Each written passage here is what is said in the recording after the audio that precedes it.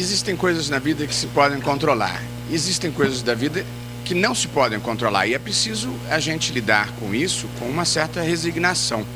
Me lembro sempre, presente, da história do sujeito que pergunta para a mulher: que hora você vai voltar para casa? E ela diz: na hora que eu quiser. E ele fala: nem mais um minuto.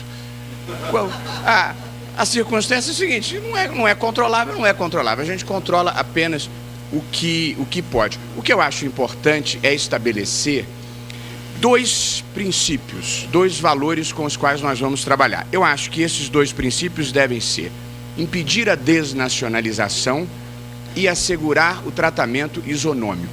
Se nós compartilharmos esses princípios, eu acho que nós poderemos construir uma normatização, de modo que a minha proposta seria termos certeza de que esses são os princípios que nós queremos proteger: impedir a desnacionalização e assegurar isonomia. Feito isso, há uma pergunta importante, que é saber se existe ou não necessidade de alteração da legislação. Eu penso que necessidade de alteração, senhor presidente, não existe. Eu acho que a Constituição é clara o suficiente ao dizer: as empresas jornalísticas têm um regime jurídico tal, quanto à sua propriedade, quanto à sua administração e controle intelectual. De modo que esse regime ele se estende a todos os meios. Agora, inexistindo necessidade, pode ser que haja conveniência de se explicitar como isso deverá funcionar. Relativamente à questão formulada pelo deputado Paulo Lustosa, professor Tércio Sampaio Ferraz, a quem cumprimento aqui, já respondeu. Quer dizer, a solução provavelmente seria a de segregar a empresa que está prestando o serviço jornalístico da atividade econômica geral, para que seja possível fiscalizar a propriedade e a administração. A pergunta do nosso presidente sobre consulta ao STF, o Marcelo já respondeu.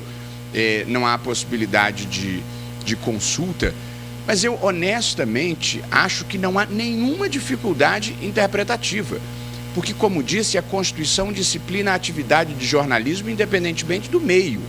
Portanto, tem que ser propriedade de controle de brasileiros, seja mídia impressa, seja mídia radiofônica, seja mídia televisiva, seja mídia veiculada pela internet, se for jornalismo e não outras atividades. Eu acho que a questão mais difícil de todas é a que foi suscitada pelo deputado Emanuel Fernandes, que é a questão de se o dono da estrada deve poder transportar os passageiros. Quer dizer, o setor de comunicação social, você tem o plano, digamos, da produção do conteúdo, você tem o plano da distribuição do conteúdo e você tem o plano da programação. Eu acho, deputado, no mundo ideal, que estas atividades deveriam ser segregadas e atribuídas a empresas diferentes. Mas é porque, relativamente a determinadas estradas, isso não é possível, porque você precisa fazer a concessão, sobretudo se for um meio escasso. A radiodifusão, por exemplo, não é ilimitada. O jornalismo é ilimitado. Qualquer pessoa pode ter uma empresa jornalística de jornalismo impresso, mas nem toda pessoa pode ter uma emissora de televisão para transmitir numa determinada banda. Mas eu acho que do que o senhor falou, e eu acho que esta é a questão mais difícil, é que numa sociedade ideal e num mercado competitivo ideal, os atores têm que ter o mesmo regime jurídico. E, portanto, se uma emissora de televisão, que é uma concessão pública para produzir um determinado conteúdo, se ela só pode ter 30% de capital estrangeiro e ela tiver que competir com uma empresa de telefonia, no exemplo que o senhor deu, que pode ter capital estrangeiro ilimitado, evidentemente há uma desigualdade de competição. E, portanto, ou se vai autorizar a empresa de televisão a ter capital estrangeiro ilimitado, o que eu acho que é uma ideia ruim, ou se vai limitar a empresa de telefonia a produzir conteúdo para a televisão.